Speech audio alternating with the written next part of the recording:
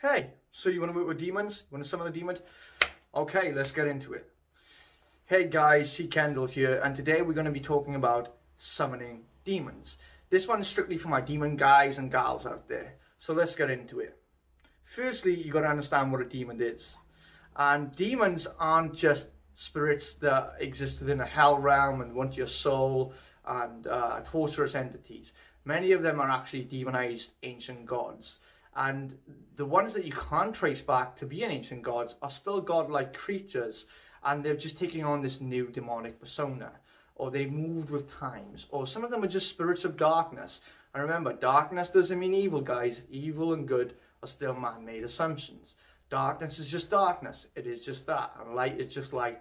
It is just that. So let's get into it. So firstly, remember, like I just said, understand what demons are first off, before you go approaching them. So don't go threatening them with the name of God and the name of Jesus to come before you. Okay, that's very important. Secondly, look into the demonic lore. So what I mean by that is research up the entity as much as you can. This is known as preparatory immersion, and it's very vital, very important. Now you can read the Bible for this. Take every word that you're reading with a grain of salt, because of course these entities are being demonized within those texts. But you can get some background into these entities from the scriptures. Of course, you can read up on other magicians' experiences with them. You can check out forums, you can check out Facebook pages, you can check out all different things like that. Also, you want to look into their correspondences, so their attributions. So for example, why do you want to work with this particular demon? Is this something that you're trying to get? Is this something that you're trying to achieve? And is that a part of the demon's office? If so, go for it. Don't go just summoning a demon just to see if the demon will appear, just to see if the demon wants to work with you. That's not good in the long run. All these demons, you should have an intent before working with them. Now also, I will state that you should give them their little area. So if you're going to be working with this particular demon for a while, give them their own area. Give them their own little altar, or give them a little space upon the altar that you've designated just for them. So I know many people, they'll take sigils. They'll place sigils on that part of the altar specifically for that spirit. For example, this sigil right here of Belial.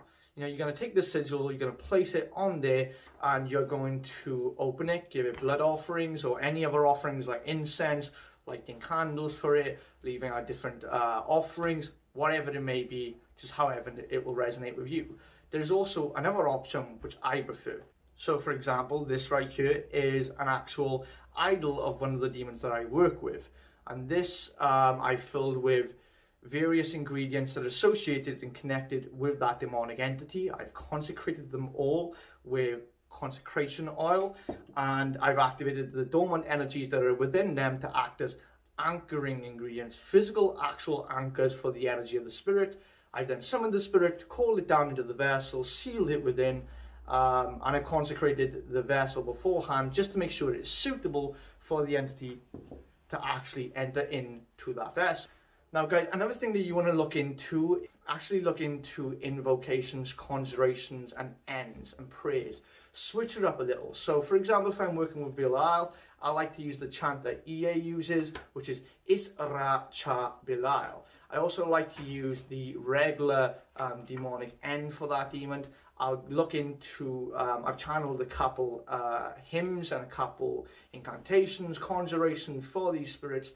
Look online, guys. You have literally a limitless resource here for these spirits. Another thing, don't go approaching these demons with the intent of just working with them because they're demonic, just because they're cool, you know?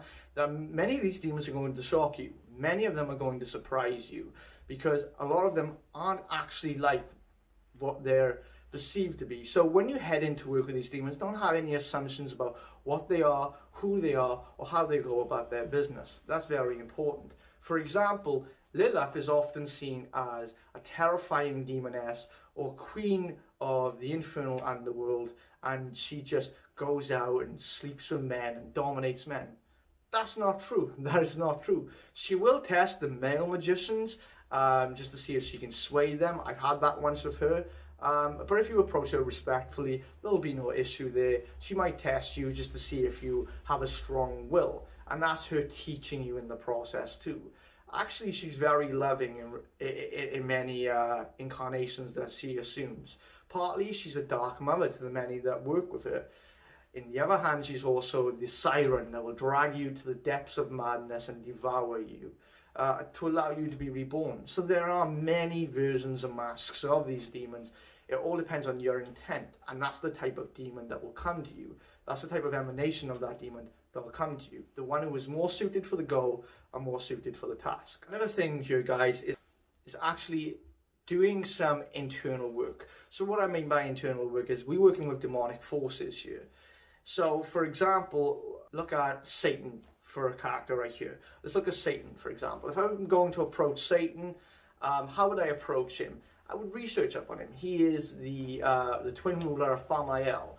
So I would actually invoke the energies of Thamael, just so I'm aligned to that particular entity and I'm aligned to his particular spirit. That is very important. And I'll have that energetic vibration within me, aligning me to Satan right there in that moment. Me and Satan will be on the same vibration, the same frequency. You want to do stuff like that too, guys. There are many grimoires out there with great invocations. Some of my favorite invocations are actually written by people like Edgar Curval and are written by a Zenith Mason. Those two individuals, they word their invocations beautifully. And there's a couple of mine out there on forums and different things like that, so you can go check that out. Once you're aligned to the frequency of the entity and you understand what this particular devil is and where it comes from, then you can begin doing all your workings with it. Remember, the demon isn't exactly interested in your soul. It isn't. Some of them may say they are, but those entities, I would really question if you should work with them in the very beginning. There are many entities out there, many devils out there that are actually very loving. And that's such a strange thing to say, a demon loving? Yeah, guys, you'd be surprised. So when you work with these entities, take everything that you've read about them, everything you've heard about them with a grain of salt, and make up your own assumption as you go along with experience. Of course, another thing is, guys, can you actually speak to spirits? Can you see and hear spirits? If not, why are you going and looking into demons? First, learn how to speak to spirits. First, learn how to see them, hear their voice, and various things like that. I'm also going to give you guys right here a little exercise that you can try to do. Here's a little cool exercise that you can do that will align you to the demonic powers and frequencies quite easily. You want to get an inverted pentagram or an inverted pentacle, whatever. As long as it's got the inverted pentagram in the image, it's all okay. So for example, this one right here, if I was going to do this exercise, I would hang this up on the north wall. The north wall, because I've just realized over the years that a lot of demonic forces and a lot of the powers of darkness seem to come in from the north. So I'll hang that up on the north wall. And as I begin staring into that, I'll open it like a sigil.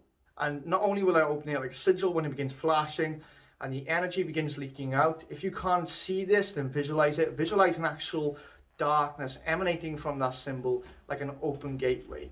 And then I have an incantation right here that you can use to actually conjure forth the powers of darkness, which is Kahak El Vantana Sument Ratana Nan Alasaat Itzmel Kala. And that was given to me by the Lord of Darkness himself, used to summon forth the powers of darkness. Keep chanting that over and over, allow it to flood into your temple, and breathe that darkness in. And as you breathe that darkness in, as you breathe out all your assumptions, all your thoughts on what demons are, and the powers of darkness back out into the darkness. And all that ignorance will be feasted on by those forces of darkness. And you can do this before the actual evocation or the actual work with the demon, visualizing all the powers of darkness seeping into your temple or into your ritual area, and that's going to align the actual atmosphere perfectly aligned to summoning forth an agent of darkness, an agent of chaos, most notably known as a devil and a demon. So these are a few tips and tricks and a bit of advice that you guys might want to take when you're first beginning working with demons. I hope I helped you out here, guys. Infernal blessings to you all. Until we talk again soon.